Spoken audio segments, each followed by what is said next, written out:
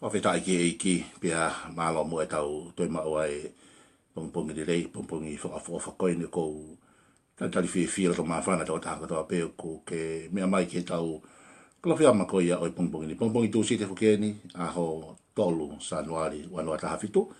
Pe ko whawelak whiwhia ke te koi i e hua whai kona, hua whakawhofa ho tau i kosi su kalaisi. Ko whia whaitu i he ngalo peo tato e whetapai i he pongpongi ni. Whaitau pia mai otua ke ne whaitau pe kina koe, ofa ke he tau pe kina koe i ki pe mo whamili, pia whaitawange, walo maari pe ai mea kotoa pia mi kapina. Koe tau lesoni kalawhiama koe ke pongpongi ni, utau pia mi he taha o ngahi lesoni o i wikeni. Koe kospeli koe o i wikeni, kospeli na hiki tohi e mātiu, tolu e wahe. Paka ves koe hono hongo fulu maa tolu ke ves hono hongo fulu maa fitu, koe lesoni kospeli ya o e wikeni. Te ulawa tuia pe mi he liliu koe o ngaki e Thomas Wesi, pe liliu pake motua. Kospeli na hiki tohi mātiu, tolu e wahe, vesta tolu, ki ona ngofulu maa fitu. Uku peheni ahano wharea. Pe tohi hawa si isu mi kāleri ki sewa tani ki a sione, ki papitaiso ia teia. Kale ta ofia e sione o pehe, aku ngari moau ki papitaiso ia te koe, pe au ki hau ki a te au, pe rea si isu ke teia o pehe ange. Tuku ke whai eni, he utau mo ki tau tolu ke whai ke maa oni oni katoa pe. Pe toki tuku ke whai ia. Pe ako papitaiso a si isu ne aluhake le vai a mehe vai. Pe wakai ko mawai ua e langi ia teia. Pe mamata ia ke lau maari o tua aku mariu hifo hange koe lupe. O tu umai ki a teia. Pe iloange, koe re o mehe langi, na pehe kohu alo ofa anga eni, aia o kou fie maari e lahi iai. Koe kawenga i tau kolofia mako ia oe pongpongini o kupehene hano whakarea. O kuifo e tau lotu ia he vani o kuawa. O kuifo e tau lotu i mamani ki ha he vani pe ko halangi o kuawa. Ko hau he tae ori e tau lotu i mamani kai tāpuni mai a he vani ia. Kai tāpuni mai a langi ia. Talatu, ka ko ifo e tau lotu, he taime u tau lotu i mamani, kai awa mai a langi, kai awa mai a he vani. He ka taime u kuawa i a he vani, kono mooni koe tāpuaki o kuriringi pe mihe langi. Tā noa maari e, whamatau ngaki e mātiu, koe papitaiso ni o sisu, koe taimi koe ni, ko tau tolu mo fulu a sisu, ko futa ngata. Pea whamatala penga he vesko e nā kulau, ves taha tolu ke taha fitu, toki lau i api ke mahino ke te koe. Koe hawa sisu ke sone papitaiso. Loto ngā whakahoko e sone papitaiso ai papitaiso vai lahi, i fuka kai toko lahi, na hau ke vai tafa soatani. Pe hau lewa sisu ke sione, ke papitaiso i vai tafa soatani. Na wosi whamatala e peki mu ai whaile papitaiso, o hao pe me he lea, o uhinga koe whakauku, pe koe tanu ke pūri. Whakauku, pe koe tanu ke pūri. Pe a kona uhinga ia o ku whakahoko ai koe, ai o wau koe no wiko papitaiso he vai lahi, o ku whia mau ke whakapapau, o ku lahi ai vai, pe a whainga maari e pe a moe. Moe mea koe whakahoko ai koe ai papitaiso, kona uhinga, he koe teimi koe te ke whakauku e te kotaha koe o whakapapau i, o whakauku e te kotaha koe ke pūri kotoa i he vai. Mana tōna o stara no atu koe fui whakakaukau koe e papitaiso he vai lahi, o ngaki e paula i aloma wahe ono, vesi tolu ke he ono. Ai pe e paula koe tatau, pe koe tai pe ia, o e pe kia, te ria, mo te tu asisu, ai o wau koe o e papitaiso he vai lahi. Koe papitaiso koe i he vai lahi, o ki kai ko o papitaiso ke whakamore more ho angahala, i kai. Koe ke lava he vai ia o fufulu ho angahala. O ku lava he vai o fufulu ai uri hosi no. Koe taa o si isu kalaisi, ko ia ai mea kune fufulu ho angahala. Koe o wau koe o e papitaiso, koe te o hange ha te traumatize. Ai ako te hanga o whakatata i ki mamani moe kakai, moe siasi. Ko te osi mate ke futangata motua o tanu o pūri, o ku te toi tuuhake i he mo ui fo ou, o te lalaka i he mo ui fo ou ko ia kalaisi. Koe foi whakatata koe o e papitaiso i he vai lahi, koe foi whakatata ai whi mea lahi e tolu. Uluaki koe pekia, kono ua koe te rio, mono tolu koe te itu a sisu. Ai koe foi whakakaukau mo foi whakatata o sisu klaisi. Koe ne pekia, mo e ne te rio, mo ne te itu. Ai koe te whakarea take te mahino, koe mate, koe tanu, mo te itu. Sai. Ko hono uhinga ni ko o whima o koe ke lahi whiunga ai vai, he koe tokota koe te hanga ko o whakauku ke pūri, he, mati ko whirewa hapitaiso ia koe whakauku pe koe tanu ke pūri i ha mea. Pakapau leo tau ngake rea koe papiteso he vai lai, o fia mau ke whakauku ke tanu ke puli koe i he vai lai. Pakapau leo koe rea koe papiteso lau maalia manu, o kuhinga koe whakauku mo tanu ke puli koe i he lau maalia manu. Ka uhinga fui lea papiteso, koe whakauku pe koe tanu ke puli i ha mea. Sai. Ko hana uhinga lau fia mau koe ke whakauku, e tō tākoe ke puli au pito, he koe fui whakatātā ko kia o e mate. Ko e mate pe a tanu. O ke osi loi pe ka pai ata mate, pa tau wabelewa tanu. Ko temu tau tanu ai koe i he whanua loto, o tau whakapapau i o ku tanu ke puli ko tohano sino.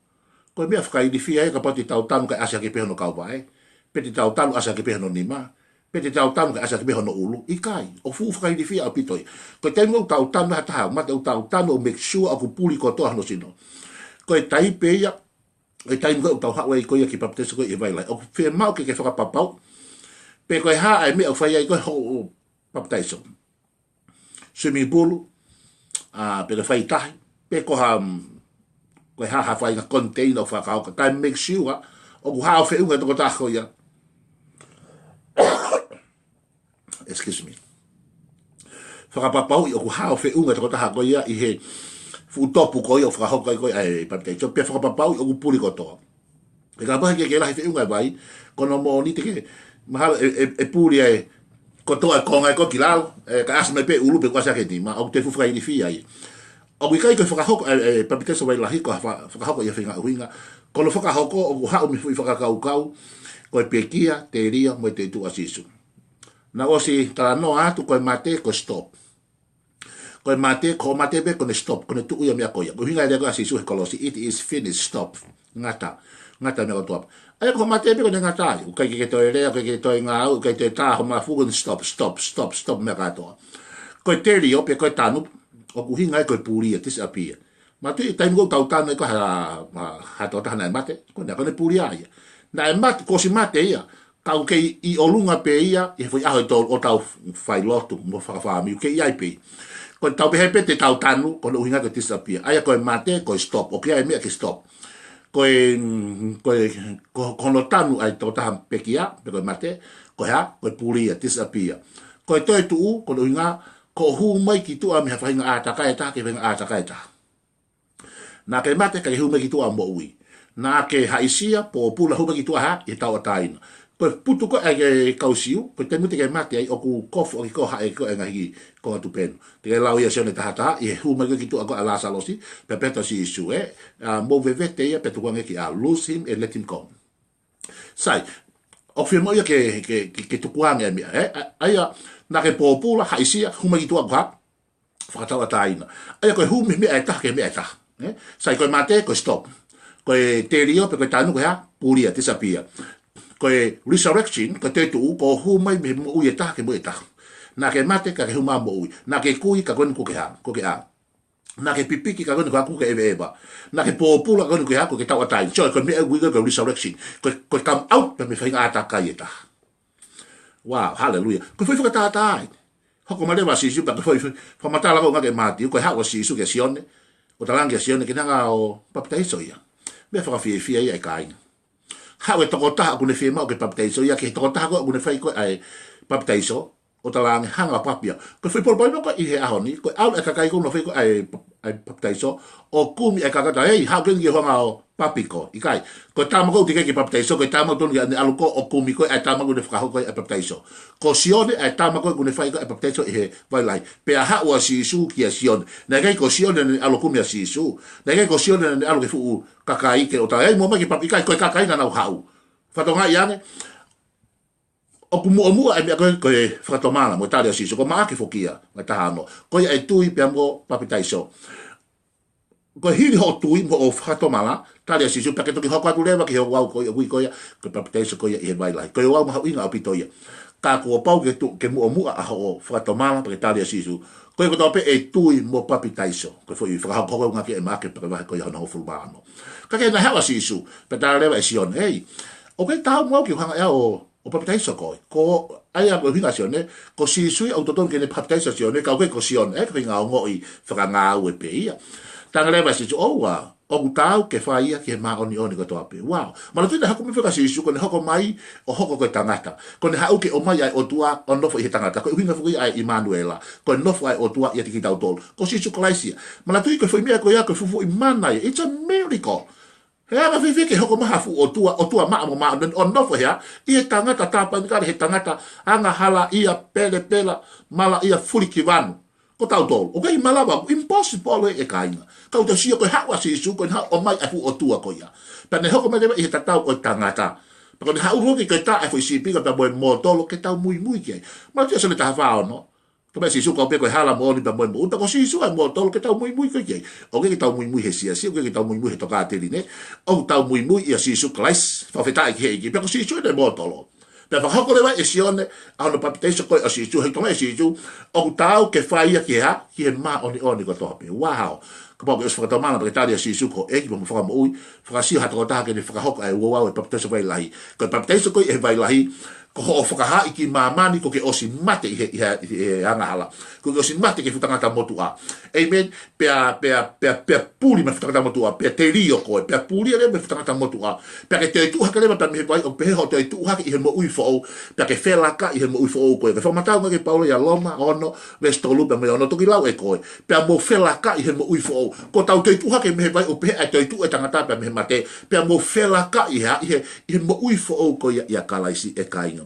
Ko nga kasi ani ko tai pe ia o yo wa ko o papiteso ko ia vai lai ko osi mate futangata motua pe ko osi tani a pulia ka pa leva e te ke te fitaulo ke pe mo taha tau bebe ko ngai kau ngami pe ne talate me ko si fe ko ai tau wilu hope te mi ko tai balu fitu pa tau kai ha se fare ko loa ai ko de fakamanato te ho mo me ko dai fai talangi ki to taha ko ia ko tamai ko au tala no ko ia ko osi mate tamai ko ia Tange.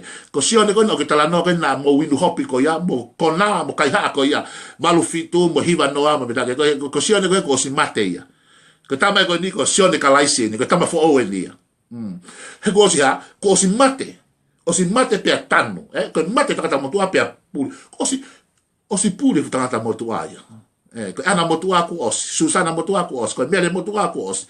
Ko sione ko viriano ko te evita mo tu aku os mate ya o puli ya.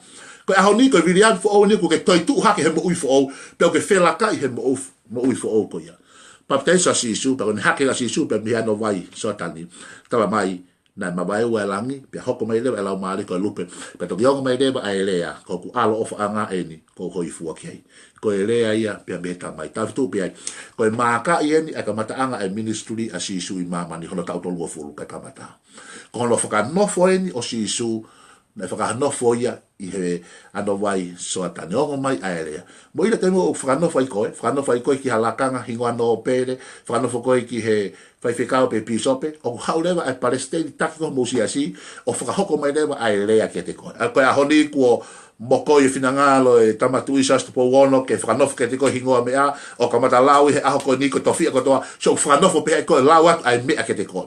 Koe Palestine siasi u hau te vita hai ko a honi ku mau whanofo koe e hoko koe whaiwhikau pa koe whaiwhikau pure ke toka ngai o whanofo koe aki aelea confirmation ka koe aelea ko ia hono appoint ko taftu pe ai koe hake a sisu pe mi whanua pe mi he ano vai soa tani na ma vai walangi pe aongo mai aelea whakawhetai ke ki kono whanofo le ke whanofo he talo eki lahi pe koe kau whare si pe koe kau satu si pe koe tangata i mamani na appoint a sisu na whanofo ia mi hewan oh hallelujah koe eki ati ke te koe ko haina ne ho whanofo.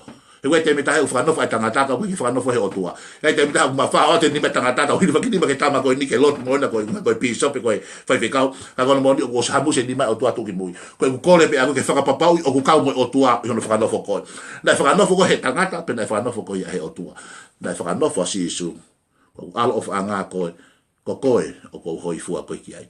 Teke ke fai si sui ha mea ka teke ke fai ha mana teke ke liliwe vai ki hoko koe waine teke ke le whaka ai mata pāti teke ke le fai ha mea ta koe foi favor koe ai o tua who he is ko ku alo ofa a ngā koe o koe ke favor o tua ia te koe koe peko home anai fai ikai koe ne favor ia te koe koe hui peko kalaisi ko sisu kalaisi oh hallelujah ko sisu kalaisi pena ai toke fai rea koe ku alo ofa a ngā koe ko koe ko sisu pe hoi fua ke o tua pe ka pa hoi fua o tua ke te ko o ke ngai ko koe o ke ngai ko si pe ko la kanga pe ko ha me na ke fai ko hinga in the favor ya te ko because of what Christ o ko fa mana ko mabe ke te fa mama fa ko kalaisi o tu unga e sai ia kai te sai to ya te ko to family ha do wa fulatanga excuse me que uia de sai ia te ko sisu pero pa de sai ia te ko sisu pipik ya sisu kalaisi fa ka papai o ke tapa ni kale a kalaisi i loto tai manako ta sai ia mai o to ia te ko i foi tau lotu ke aba mahevani wow how e tai ori tau lotu ka tata puna hevani ko i foi tau lotu mamlu wa mahevani to malakai va no tolu mo ngai va fulu ha pe te mo sio ko wa mahevani ka hu ta po aki hake a sisu me papai so mate pe tanu ko puri pe te tu mai moi fo he tala ko fua wow aba hevani ka sawa plesi ko me ke fe mai wona ta hafitu le fe mau ha heban wa i foi tau lotu tau hale lu wa ba heban how he tai oli tau lotu to ka ta pun ma heban ko fe ke te ko wa ba heban te ta pun te tau lotu ai ke aba ma ya heban ni ko ta bo ki ko to apa mo ni afeka o tau fo o fa ke bo ma wa tau fo mo no ia ka mai ko lotu ia ta pe ki no mo ki to ta ko to apa on si su place ko am fa mo amen